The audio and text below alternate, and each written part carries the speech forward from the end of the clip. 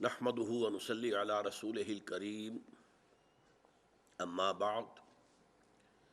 آج ہمارا درس سورہ حجرات کی 6 آیت سے شروع ہوگا۔ اعوذ باللہ من الشیطان الرجیم، بسم اللہ الرحمن الرحیم۔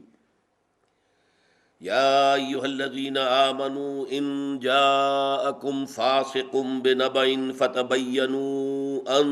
تصیبوا قوما بجہالۃ فتصبحوا علی ما فعلتم نادمین۔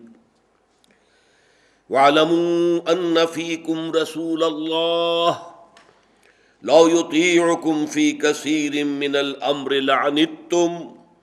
وَلَٰكِنَّ اللَّهَ حَبَّبَ إِلَيْكُمُ الْإِيمَانَ وَزَيَّنَهُ فِي قُلُوبِكُمْ وَكَرَّهَ إِلَيْكُمُ الْكُفْرَ وَالْفُسُوقَ وَالْعِصْيَانَ أُولَٰئِكَ هُمُ الرَّاشِدُونَ فَضْلًا مِّنَ اللَّهِ وَنِعْمَةً واللہ علیم حکیم۔ وَإِن طَائِفَتَانِ مِنَ الْمُؤْمِنِينَ اقْتَتَلُوا فَأَصْلِحُوا بَيْنَهُمَا فَإِن بَغَتْ إِحْدَاهُمَا عَلَى الْأُخْرَى فَقَاتِلُوا الَّتِي تَبْغِي حَتَّى تَفِيءَ إِلَىٰ أَمْرِ اللَّهِ فَإِن فَاءَتْ فَأَصْلِحُوا بَيْنَهُمَا بِالْعَدْلِ وَأَقْسِطُوا ان اللہ یحب المقسطین۔ انما المؤمنون اخوة فاصلحوا بین اخویکم واتقوا اللہ لعلکم ترحمون۔ صدق اللہ العظیم۔ رب اشرح لی صدری ویسر لی امری واحلل عقدۃ من لسانی یفقہوا قولی۔ اللہم ربنا الہمنا رشدنا واعذنا من شرور انفسنا۔ اللہم ارنا الحق حقا وارزقنا اتباعہ وارنا الباطل باطلا وارزقنا اجتنابہ۔ اللہم وفقنا لما تحب وترضى وتقبل منا فإنک خیر المتقبلین، آمین یا رب العالمین۔ سورہ حجرات کے بارے میں جو تمہیدی امور پچھلی مرتبہ عرض کیے گئے تھے انہیں ذہن میں تازہ کر لیں۔ یہ مسلمانوں کی حیات اجتماعیہ اور اس کی بلند ترین منزل یعنی حیات ملی اور حیات سیاسی و ریاستی، اس سطح پر ہدایات پر مشتمل ہے، اور اس سورہ مبارکہ کے 3 حصے ہیں۔ پہلے حصے میں 2 بنیادی ستونوں کا ذکر ہے کہ جن پر مسلمانوں کی حیات اجتماعی، حیات ملی، حیات سیاسی قائم ہے۔ دوسرے حصے میں اس میں استحکام پیدا کرنے کے لیے 2 بڑے اور 6 چھوٹے احکام دیے گئے ہیں۔ ان میں کیا نسبت ہے بڑے اور چھوٹے ہونے کی، یہ بعد میں سامنے بات واضح ہو جائے گی، کہ جن سے اس معاشرے کے اندر، اس ملت کے اندر دراڑیں پڑنے سے جو کمزوری واقع ہو سکتی ہے اس کا سدباب کیا جائے۔ تیسرے حصے میں پھر نہایت اہم اصولی مباحث ہے کہ اس اسلامی معاشرے کا یا اسلامی ریاست کا بقیہ عالم انسانیت سے تعلق ہے تو کن بنیادوں پر، اور اسلامی معاشرے کی رکنیت یا اسلامی ریاست کی شہریت کی بنیاد آیا ایمان پر ہے یا اسلام پر، اور اسی ضمن میں یہ بات کہ ایمان کا پھر مفہوم کیا ہے، ایمان کی تعریف کیا ہے۔ تو یہ اہم ترین مضامین ہے جس کو کہ میں سمجھتا ہوں کہ جیسے امام ابو حنیفہ کی ایک تالیف بہت مشہور ہے الفقہ الاکبر، یعنی ان امور مہمہ کا فہم حاصل ہو جانا کہ جو معاشرتی زندگی میں سب سے زیادہ اہم ہے، تو یہ میرے نزدیک سورہ حجرات جو ہے الفقہ الاکبر کے اعتبار سے قرآن مجید کی اہم ترین صورت ہے۔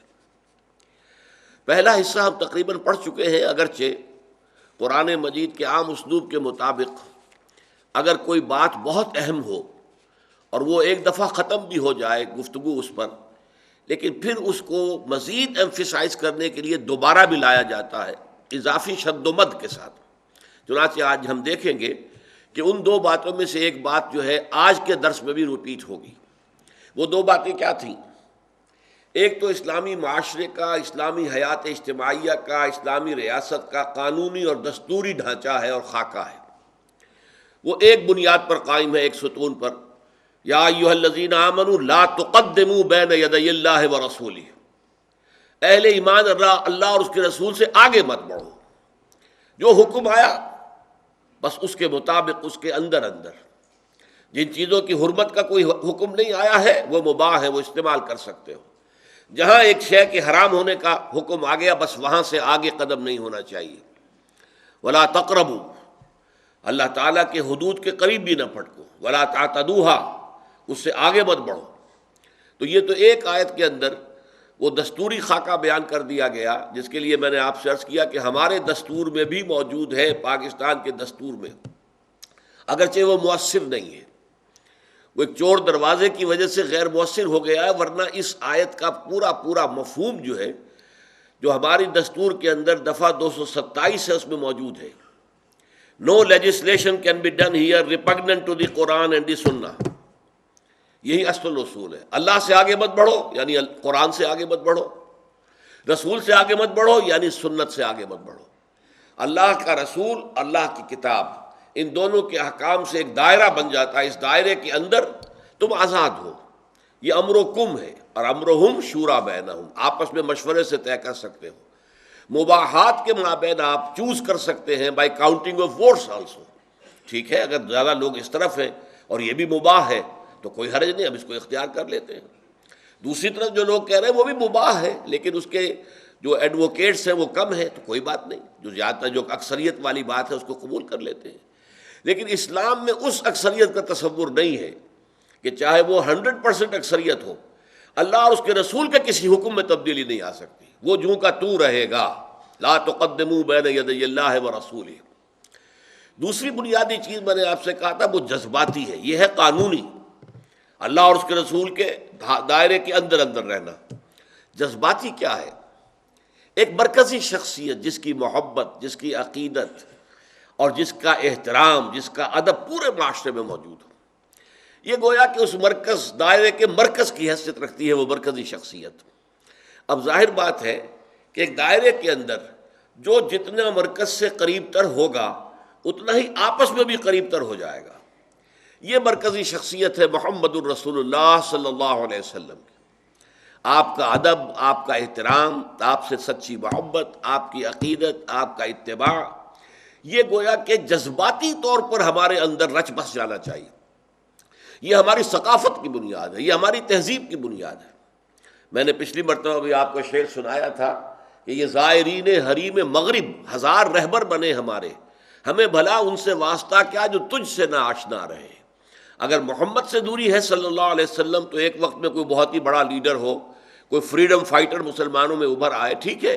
اس کا بھی ادب کریں گے، لیکن یہ کہ ہماری مرکزی شخصیت ہمیشہ کے لیے، ابد الآباد تک کے لیے وہ محمد الرسول اللہ کی شخصیت ہے۔ سند آپ ہیں، دلیل آپ ہیں، آخری بات آپ پر جا کر رک جائے گی۔ جیسے اقبال نے کہا بمصطفیٰ برساں خویش را کے دی ہماؤست، اگر بہو نہ رسیدی تمام بولا بیست۔ تو اس کے ضمن میں چند احکام دیے گئے۔ اے اہل ایمان، اپنی آوازوں کو رسول کی آوازوں کے سامنے بلند نہ کرو، نہ ایک دوسرے سے جس طرح بلند آوازی سے بات کر لیتے ہو یہ انداز کہیں رسول کے ساتھ اختیار نہ کر بیٹھنا، مبادا تمہارے سارے احکام ہبط ہو جائیں، تمہیں پتہ بھی نہ چلے۔ اور یقیناً جن لوگوں نے اپنی آوازوں کو پست رکھا ہوا ہے اللہ کے رسول کے سامنے، انہی کے دلوں کو اللہ تعالیٰ نے جانچ کر پرکھ کر تقویٰ کے لیے گویا کہ اختیار فرما لیا ہے۔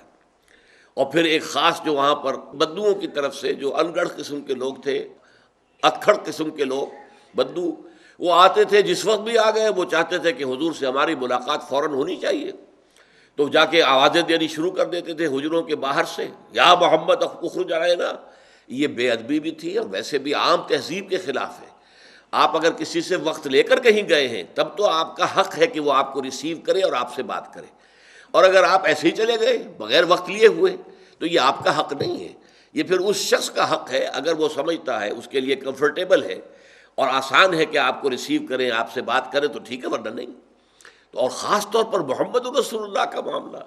تو فرمایا کہ بے شک جو لوگ اے نبی آپ کو پکارتے ہیں حجروں کے باہر سے، ان میں سے اکثر عقل سے کورے ہیں، ان کے پاس عقل اور فہم اور دانش نہیں ہے۔ اگر وہ انتظار کرتے یہاں تک کہ آپ خود برآمد ہوتے ان کی طرف تو یہ ان کے لیے بہتر ہوتا۔ تاہم چونکہ ان کی نیت نہیں، یہ در حقیقت یہ ان کے غیر شائستہ ہونے کا ایک مظہر ہے، غیر مہذب ہونے کا ایک مظہر ہے، کوئی نیت کی خرابی نہیں ہے، وہ آپ کی توہین نہیں کرنا چاہتے۔ لہذا اللہ غفور الرحیم، اللہ غفور ہے، بخشنے کا، رحیم ہے، رحم فرمانے والا ہے۔ اب جیسا کہ میں نے عرض کیا دوسرا حصہ شروع ہو رہا ہے، لیکن اس دوسرے حصے میں پہلی آیت آئے گی جو دوسرے حصے سے متعلق ہے، اس کے بعد پھر دو آیتیں آئیں گی حضور کی تعظیم اور حضور کے ادب اور حضور کے مقام و مرتبے کو پہچاننے کے اعتبار سے۔ گویا کہ یہ معاملہ اتنا اہم ہے کہ اگرچہ بات پوری ہو چکی لیکن پھر ضرورت ہے کہ مزید اس کو دہرایا جائے۔ تو دوسرے حصے کی پہلی آیت کیا ہے؟ دیکھیے، معاشرے کے اندر جو رخنے پیدا ہو جاتے ہیں، جو خرابیاں پیدا ہوتی ہیں، ان کے دو بڑے بڑے اسباب کو یہاں پر واضح کیا گیا ہے۔ ایک افواہوں پر عمل کرنا،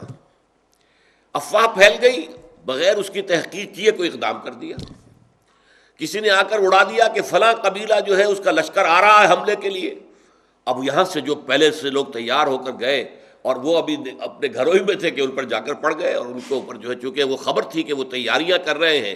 اور وہ تمہارے اوپر حملہ کرنے والے ہیں، لہٰذا وہ پری ایمپٹیو اٹیک جو ہے، جو آج کل بش صاحب کی زبان پر بہت زیادہ لفظ ہے کہ ہم تو پری ایمپشن جو ہے وہ کریں گے، ہمارا حق ہے، تو وہ پری ایمپٹیو اٹیک کر دیا گیا۔ بعد میں معلوم ہوا کہ وہ تو خبر ہی غلط تھی، تو ظاہر بات ہے کہ اس پر یقیناً جو ہے وہ پشیمانی ہوئی کہ ہم نے ایک ایسا اقدام کیا کہ جو ایک غلط خبر پر مبنی تھا۔ اور اس کو یوں سمجھیے کہ اس معاشرے میں اس کے امکانات بہت تھے۔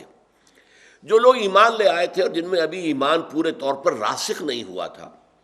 ان میں سے وہ لوگ بھی تو تھے نا جن کی پرانی قبائلی دشمنیاں تھیں۔ اب ایک شخص کا خیال ہے کہ میں اپنے اس دشمن قبیلے سے کوئی جو ہے انتقام لینے کی صورت پیدا کروں، اس نے خبر اڑا دی کہ فلاں قبیلہ جو ہے وہ تیاری کر رہا ہے مسلمانوں تمہارے اوپر حملہ کرنے کی، لہذا پیشتر اس کے کہ وہ اقدام کرے، تم جاؤ۔ اور اس نے گویا کہ یہ چاہا کہ وہ اپنا انتقام جو ہے اس کو لینے کا ذریعہ اسے بنا لے، کیونکہ ایسے لوگ ہو سکتے تھے ابھی جن میں ایمان راسخ نہیں ہوا تھا پوری طرح، جیسے کہ اسی سورہ مبارکہ میں آئے گا کہ قالت الاعراب آمنا قل لم تؤمنوا ولکن قولوا اسلمنا ولما يدخل الایمان فی قلوبکم۔ یہ بدو کہہ رہے ہیں کہ ہم ایمان لے آئے، نبی ان سے کہیے کہ تم ایمان ہرگز نہیں لائے ہو، ہاں یوں کہہ سکتے ہو مسلمان ہو گئے، ہم نے اطاعت قبول کر لی ہے، اور ابھی تک ایمان تمہارے دلوں میں داخل نہیں ہوا ہے۔ تو جب تک دل میں داخل نہ ہو تو انسان کے اعمال پر اس کا اثر نہیں ہوتا۔ لہذا پہلی بات یہ ہے جس کا سد باب کیا جا رہا ہے کہ افواہوں پر کوئی اقدام نہ کیا جائے۔ یا ایھا الذین آمنو، دیکھیے میں نے پچھلی مرتبہ عرض کیا تھا کہ یا ایھا الذین آمنو یہ صیغہ خطاب کا اس سورہ مبارکہ کی 18 آیات میں 5 دفعہ آیا ہے۔ اے ایمان والو، ان جاءکم فاسق بنبأ، اگر آئے تمہارے پاس کوئی فاسق، یعنی اگر تو کوئی متقی، بہت محتاط، راسخ الایمان، راسخ العقیدہ مسلمان خبر لے کر آئے تو اس پر تحقیق کی ضرورت نہیں ہے، لیکن یہ دیکھو خبر لانے والا کون ہے، اور وہ اگر پوری طریقے سے قابل اعتماد نہیں ہے، فاسق و فاجر ہے،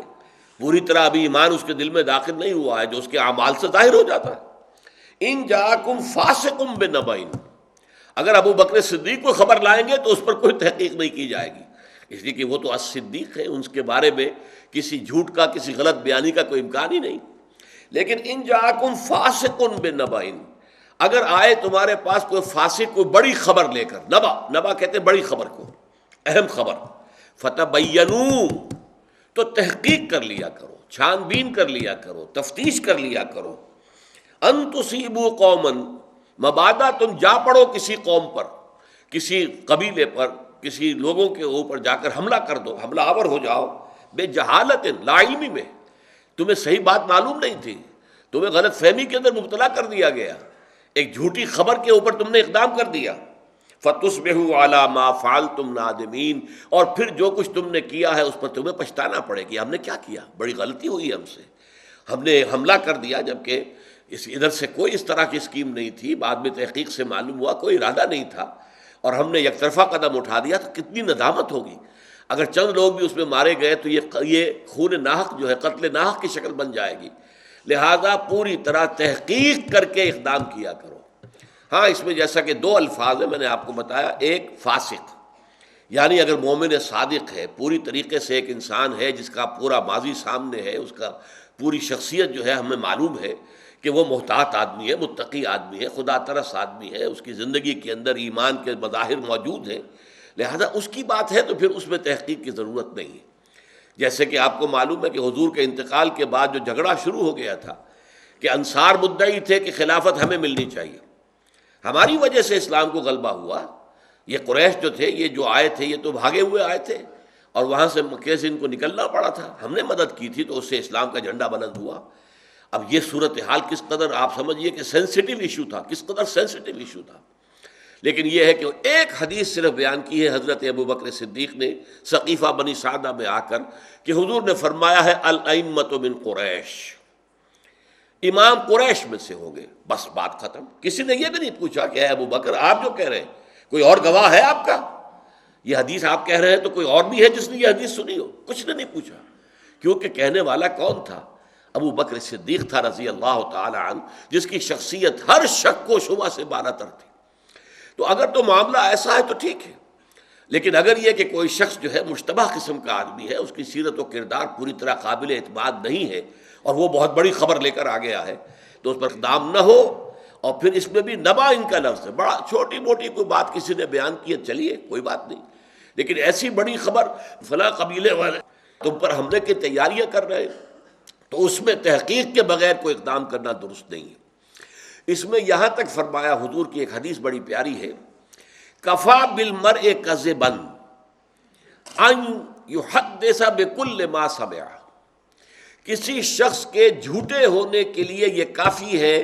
کہ جو بات سنے وہ بیان کر دے۔ کان میں ایک بات آئی اور زبان سے آگے نکل گئی، یہ غلط ہے، یہ بھی ایک جھوٹ کی علامت ہے۔ جو بات سنی ہے پہلے تحقیق کرو، دماغ میں لے کر جاؤ اسے اور تحقیق کرو، تفتیش کرو، تبیین کرو۔ اگر وہ بات صحیح ہو تو تمہاری زبان سے نکلنی چاہیے، ورنہ اگر وہ بات جھوٹی تھی تو اس جھوٹ کے پھیلانے میں تم بھی شریک ہو گئے، جھوٹ جو ہے وہ مزید آگے جا رہا ہے تمہارے ذریعے سے، لہذا یہ بھی ایک قسم کا جھوٹ ہے، حالانکہ آپ نے جھوٹ بولنے کا ارادہ نہیں کیا ہے، آپ کی نیت جھوٹ بولنے کی نہیں ہے، بھئی میں نے یہ سنا ہے، بھئی یہ سنا ہے اور اسی بنیاد کے اوپر آگے آپ بیان کر رہے ہیں، تو اس سے تو ظاہر بات ہے کہ اگر وہ جھوٹی ہے خبر تو گویا آپ ذریعہ بن رہے ہیں اس کے آگے پھیلانے کا، لہذا اس کے اوپر یہاں تک اس کو یعنی روکنے کے لیے انداز یہ اختیار کیا گیا کہ یہ بھی جھوٹ ہے۔ کفا بالمرء کذبا، کسی شخص کے جھوٹے ہونے کے لیے یہ بات کفایت کرتی ہے، ان یحدث بکل ما سمع، کہ وہ بیان کر دے ہر وہ شے جو اس نے سنی ہو، یعنی اس میں تحقیق اور تفتیش سے کام نہ لے۔ اب یہ تو پہلا حکم ہوا۔ دوسرا بڑا حکم آنے سے پہلے جیسا کہ میں نے عرض کیا تھا، پہلے حصے کا مضمون حضور کا مقام اور مرتبہ پہچاننا، جیسے آپس میں ایک دوسرے سے مسلمان معاملہ کر لیتے ہیں ویسا معاملہ نہ کرنا۔ اس ضمن میں مزید آیت آ گئی، وَاعْلَمُوا أَنَّ فِيكُمْ رَسُولَ اللَّهِ، جان لو، سمجھ لو، پوری طریقے سے پہچان لو، تمہارے مابین جو یہ ہیں یہ محمد ابن عبداللہ تو ہیں، لیکن ان کی یہ حیثیت تمہارے سامنے نہ رہے، تمہارے سامنے جو حیثیت رہنی چاہیے وہ یہ ہے کہ وہ رسول اللہ ہے۔ اب دیکھیے اس کو ہم نہیں سمجھ سکتے پوری طرح اس آیت کو، اس لیے کہ ہماری تو ایک ہی نسبت ہے حضور کے ساتھ، حضور رسول ہم امتی۔ اس وقت کے لوگوں کا معاملہ کیا تھا؟ حضور بھتیجے، حضرت حمزہ چچا۔ اب گویا کہ ایک اعتبار سے تو بھتیجے کو ادب کرنا چاہیے چچا کا، حضور بھتیجے، حضرت عباس چچا۔ اچھا دوسری نسبت ہے، اب ظاہر بات ہے کہ تعلق زن و شو بھی ہے، میاں بیوی ہے،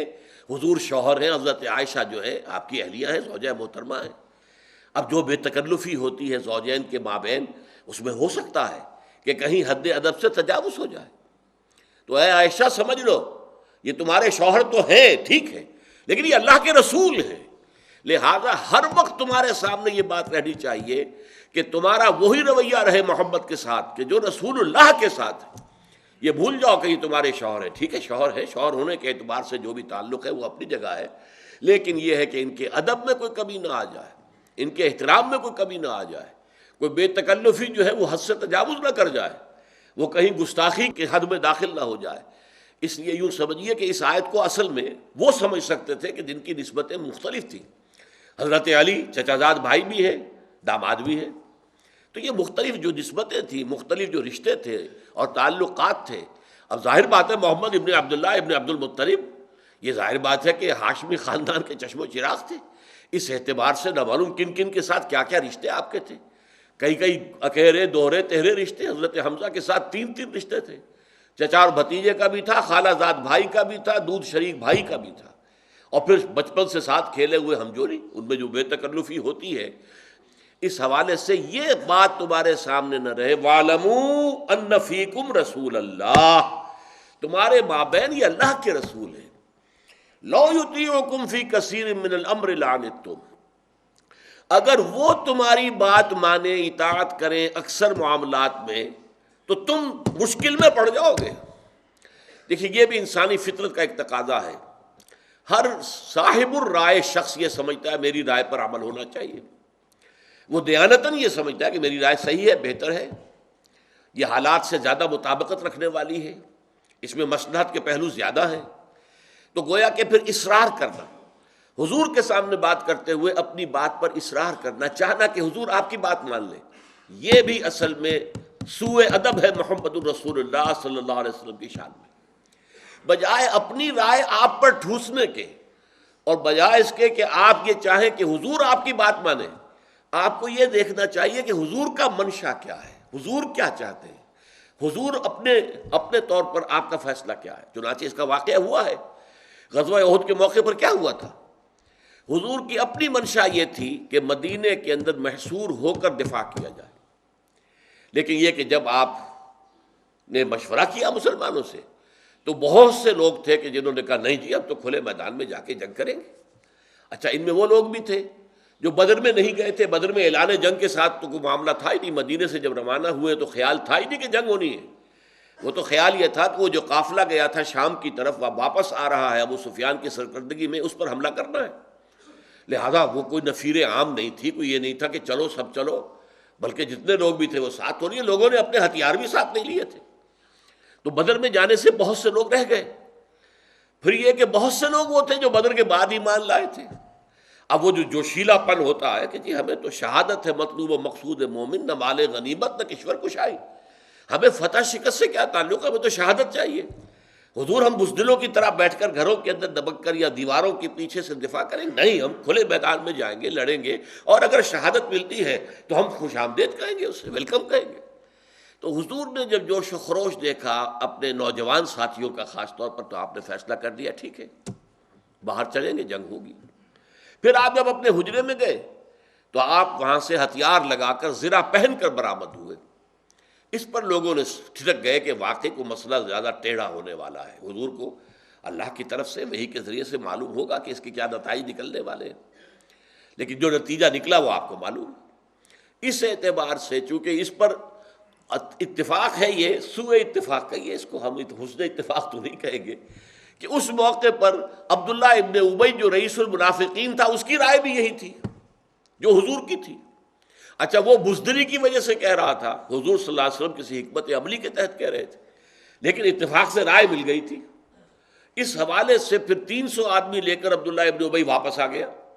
جبکہ صبح کے وقت جو ہے وہاں سب بندی ہوئی ہے، اور اس سے ظاہر بات ہے کہ ایک بڑا نفسیاتی طور پر مسلمانوں کے لیے جو دھچکا لگانے والی بات تھی وہ ہو گئی، 1000 میں سے 300 کی نفری واپس۔ اگر وہ اندر ہی ہو کر رہ کر مقابلہ ہوتا تو ایسی صورتحال کو پیش نہ آتی۔ بہرحال اس معاملے کو تفصیل میں تو صرف مثال کے طور پر میں نے عرض کیا ہے، اصل بات کیا ہے کہ یہ ایٹیچیوڈ ہونا چاہیے کہ آپ یہ دیکھیں کہ حضور کا منشا کیا ہے، حضور کی رائے کیا ہے، کیونکہ یہ عام امیر نہیں ہے، یہ رسول اللہ ہے۔ ٹھیک ہے سپہ سالار بھی ہے، یہ جنگ کے اندر سپہ سالار کی حیثیت بھی ہے ان کی، یہ قاضی القضات بھی ہے، فیصلے بھی کرتے ہیں، لیکن ان کی ایک حیثیت مستقل دائم ہر حیثیت کے ساتھ ہر وقت موجود ہے۔ وَاعْلَمُوا أَنَّ فِيكُمْ رَسُولَ اللَّهِ لَوْ يُطِيعُكُمْ فِي كَثِيرٍ مِّنَ الْأَمْرِ لَعَنِتُّمْ، اگر وہ تمہارے پیچھے چلے، تمہارے کہنا مانے، تمہاری اطاعت کرے بہت سے معاملات میں، تم مشکل میں پڑ جاؤ گے۔ پھر جو ہوا بدر کے میدان میں وہ آپ کو معلوم ہے۔ وَلَٰكِنَّ اللَّهَ حَبَّبَ إِلَيْكُمُ الْإِيمَانَ، یہ آیت جو ہے بڑی التفات کی ہے صحابہ کرام کی طرف،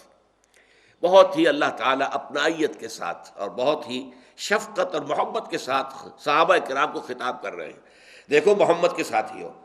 اللہ تعالیٰ نے تو تمہارے لیے حبب الیکم الایمان، اللہ نے ایمان کو تمہارے نزدیک محبوب کر دیا ہے۔ وَزَيَّنَهُ فِي قُلُوبِكُمْ، اور اسے تمہارے دلوں میں کھبا دیا ہے، وَكَرَّهَ إِلَيْكُمُ الْكُفْرَ وَالْفُسُوقَ وَالْعِصْيَانَ، اور تمہارے نزدیک مکروہ ناپسندیدہ بنا دیا ہے، قابل نفرت بنا دیا ہے، کفر کو بھی، فسق کو بھی، اور نافرمانی معصیت کو بھی۔ یہ صحابہ کرام کی شان میں بہت پیارے الفاظ ہیں جو قرآن میں آئے ہیں۔ اولئک ھم الراشدون، یہ سب کے سب رشد اور ہدایت پانے والے ہیں، کامیاب ہونے والے ہیں، راشد ہیں سب کے سب۔ اب یہ لفظ نوٹ کیجئے کہ خلیفہ راشد تو صرف 4 یا 5 ہیں، ابو بکر، عمر، عثمان، علی اور حضرت حسن بھی، میری اپنی ذاتی رائے میں۔ لیکن اولئک ھم الراشدون میں صحابہ میں حضرت معاویہ بھی شامل ہیں۔ وہ صحابی ہیں، جلیل القدر صحابی ہیں، وہ کاتب وحی ہیں، حضور کے صالح ہیں، برادر نسبتی ہیں، ان کی ہمشیرہ ام حبیبہ حضور کی زوجہ محترمہ ہیں، کاتب وحی ہیں، پھر حضور کی دعا ہے ان کے حق میں کہ اللہم اجعلہ ہادیا مہدیا، اے اللہ اس معاویہ کو ہدایت دینے والا اور ہدایت پر چلنے والا بنا دے۔ لیکن یہ دیکھیے مسلمانوں کے اندر توازن ہماری تاریخ کے اعتبار سے، حضرت معاویہ کے عہد خلافت کو ہم خلافت راشدہ میں شامل نہیں سمجھتے، اس لیے کہ وہ مسلمانوں کے مشورے سے خلیفہ نہیں بنے تھے، بلکہ اپنے دعوے اور مطالبے کی بنیاد پر، طاقت کی بنیاد پر خلیفہ بنے تھے۔ لہذا اپنی ذات میں وہ راشد ہے، کیونکہ صحابہ میں سے اولئک ھم الراشدون، وہ سب کے سب جو ہے راشدین میں سے ہیں، لیکن ظاہر بات ہے کہ ان کی خلافت راشدہ نہیں ہے۔ اولئک ھم الراشدون فضلا من اللہ ونعمہ، اور یہ تو الحقیقت اللہ کی طرف سے فضل ہے۔ کون سا فضل ہے؟ جو شخص بھی یہ صحابی رسول کا مرتبہ حاصل کر گیا، یہ بہت بڑی فضیلت ہے جو اسے مل گئی۔ دیکھیے فضیلت جو ہے اللہ تعالیٰ دیتا ہے، جیسے سب سے بڑی فضیلت محمد رسول اللہ، ان فضلہ کان علیک کبیرا، یہ سورہ بنی اسرائیل میں فرمایا، اے نبی آپ پر تو اللہ کا فضل جو ہے بہت بڑا ہے، بے حد و حساب فضل ہوا ہے آپ پر۔ پھر آپ کے صحابہ پر فضل ہوا جو بھی چن لیے گئے۔ ظاہر بات ہے اسی مکے میں ابو جہل بھی تھا، بدبخت رہا، مر گیا، کفر پر مر گیا، بدترین جہنمی آدمی ہوگا۔ اسی مکے کی خاک سے ابو بکر اٹھے رضی اللہ تعالی عنہ۔ تو یہ ہے کہ کون فضل والا تھا، کسے اللہ تعالیٰ نے چن لیا اپنے فضل کے لیے، اور کون راندہ درگاہ ہو گیا، محروم رہ گیا۔ تو یہ اللہ تعالیٰ کی طرف سے ہے جس کو چن لیا، یہ گویا کہ اللہ تعالیٰ کی طرف سے ایک بہت بڑی فضیلت ہے جو عطا ہو گئی۔ پھر فضیلت کے درجے میں آتے ہیں وہ جنہیں صحابہ کی صحبت حاصل ہوئی، تابعین، پھر تبع تابعین۔ ان 3 کے بارے میں، طبقات کے بارے میں حضور نے فرمایا ہے کہ خیر امتی قرنی ثم الذین یلونہم ثم الذین یلونہم، سب سے بہتر دور میری امت کا وہ میرا اپنا دور ہے۔ تو میرے جو صحابہ ہیں وہ گویا کہ اس بہترین دور کے اندر ہیں۔ پھر وہ لوگ ہیں جو ان کے بعد ہیں، ان سے ملتے ہوئے ہیں، جنہوں نے کہ صحابہ کی صحبت اٹھائی اور تربیت انہیں حاصل ہوئی۔ پھر جو تبع تابعین ہیں، تابعین کے ساتھ جن کا تعلق ہے، بس اس کے بعد آپ نے خاموشی اختیار کی۔ تو اس کو ہم کہتے ہیں قرون مشہود لہا بالخیر، وہ 3 نسلیں جن کے بارے میں خیر کی شہادت حضور نے دے دی ہے کہ خیر امتی قرنی ثم الذین یلونہم ثم الذین یلونہم۔ تو فرمایا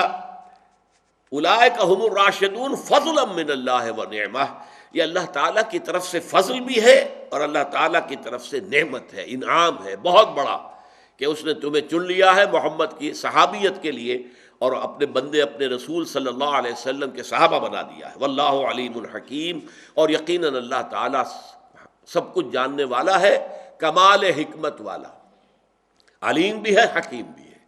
وہ اگر کسی کو چنتا بھی ہے تو اپنے علم کی بنیاد پر چنتا ہے، ایسا ہی نہیں الٹپ نہیں ہے،